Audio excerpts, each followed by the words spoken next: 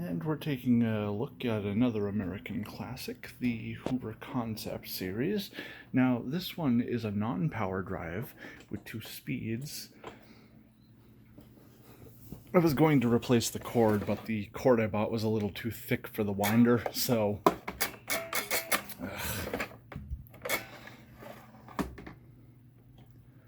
Stupid end is a little too heavy for it, I think. Well...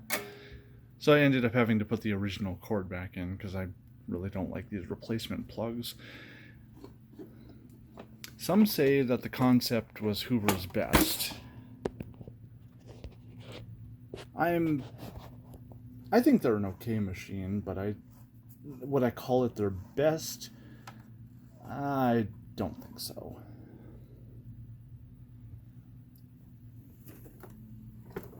But I figured it would be interesting to do the testing on it to see how it compares to their later Elite line. Since I have already measured one of those. There it is.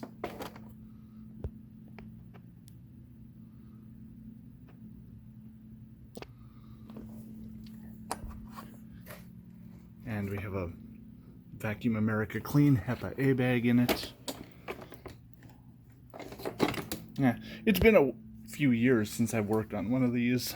It was a bit more difficult than I remembered, because it's like you have to remove the frame holding on the front wheels, and it's like, man, I don't remember this being this big of a pain. I'd much rather work on an Elite. And then, you know, you can tell that this was their first machine in this style, because there were some strange designs used in this, like on the fan case, where we would usually have screws or something holding the fan case together. In this, it's a piece of metal that kind of sits over the top of a plastic housing, and it's like the only thing I found holding it together was a piece of tape. So when I put it back together, I used some silicone around the edge of it before putting the metal piece back on, and then I taped it. But it's like, that's so bizarre. It's like, you know, that's hardly any sealing. But I know the headlights don't work on this. I'm not sure why. I put new bulbs into them, and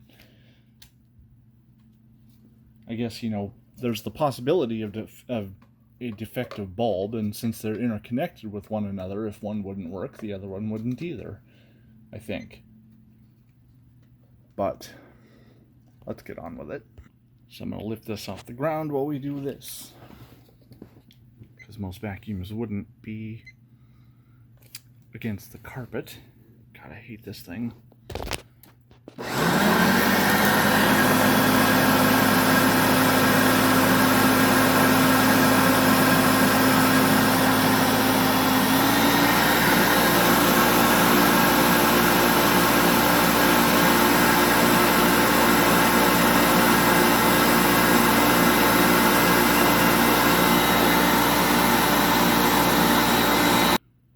You can really see how yellowed the rest of the plastic has gotten over time. If I ever were to try a retro bright, this would be a good machine to try it on.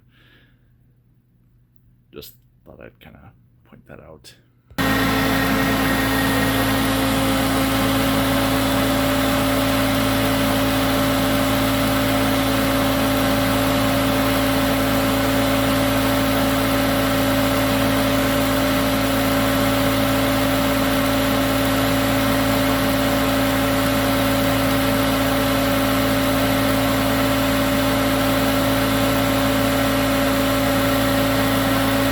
I guess that's its peak.